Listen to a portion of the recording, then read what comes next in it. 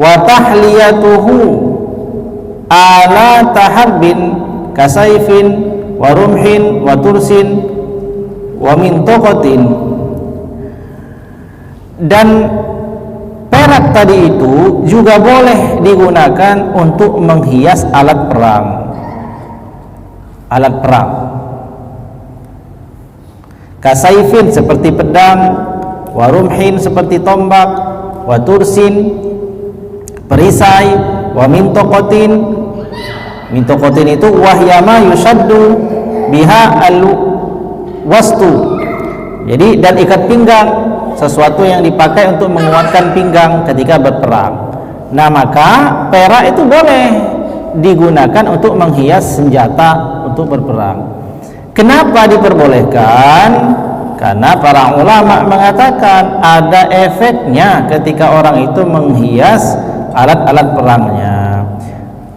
Wasikin, dan juga pisau al-harbi, pisau untuk berperang. Duna sikin al-mihnah, bukan pisau dapur. Tapi kalau pisau dapur yang dipakai untuk mengiris bumbu-bumbu yang ada di dapur, maka itu termasuk berlebihan kalau dihias dengan perak. Tapi kalau itu senjata ya yang dipakai untuk berperang, maka diperbolehkan menghiasnya. Ya.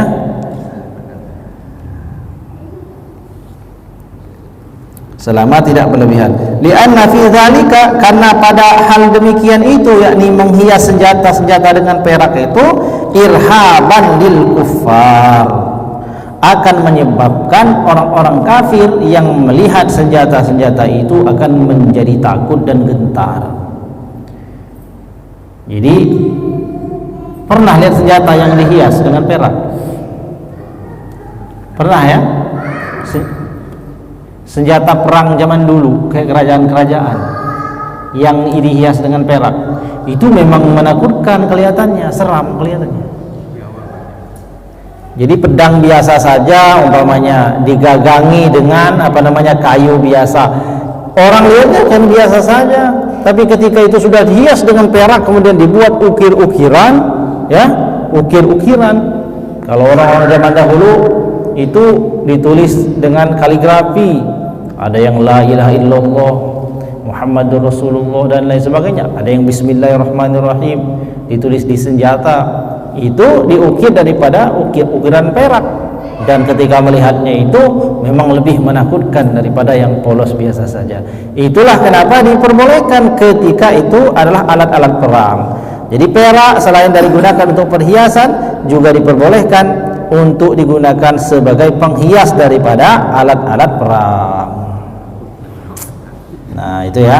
Kalau nggak percaya nanti carilah ya, cari di internet atau bagaimana contoh daripada senjata perang zaman dulu.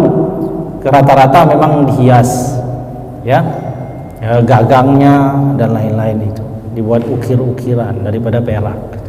Memang lebih serem kelihatannya dibandingkan yang polos saja.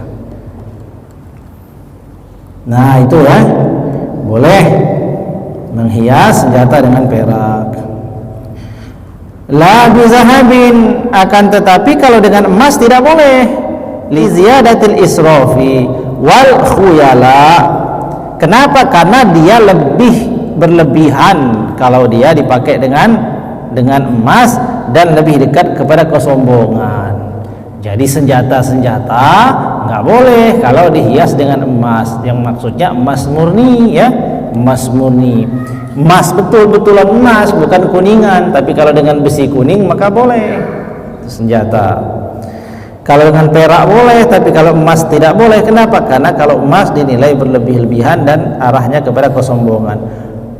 Wal khabaru mubihu lahu dha'afahu, sedangkan khabar yakni hadis yang disandarkan pada Nabi yang membolehkan menghias senjata dengan emas itu dilemahkan oleh Ibnu Qattan, dilemahkan oleh Imam Ibnu Qattan, meskipun Imam At-Tirmizi menganggapnya sebagai hadis yang hasan. Akan tetapi lebih aman dan ihtiyat untuk menghindari menghias senjata daripada emas. Tapi kalau dengan perak justru dianjurkan. Wallahu a'lam bishawab. sampai di sini pembacaan kitab Fathul Mu'in mengenai furu' yang berkaitan dengan emas dan perak. Bisa dipahami Pak ya? Wallahu a'lam bishawab, wallahu muwaffiq ila aqwamit thoriq. Wassalamualaikum warahmatullahi wabarakatuh. Silakan kopinya diminum. Kalau ada yang masih ingin didiskusikan, silakan. Sampai jam 9.